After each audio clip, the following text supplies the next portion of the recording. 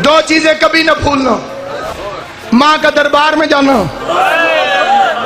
बेटी का बाजार में जाना।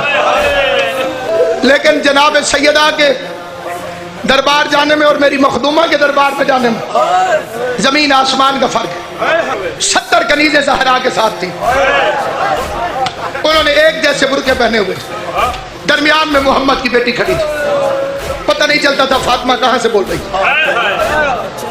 माँ बुरके में 70 कनीजों के साथ, बेटी खुले हुए बाल, बंधे हुए हाथ, बेवा भाभियां, यतीम भतीजियां, तख्त में कुत्ता बैठा हुआ था, अबू सुफियान का नजश पोता तख्त पर बैठकर शराब पी रहा था, अबू तालिब की शरीफ पोती हाथों में हथकड़ियां पहन के।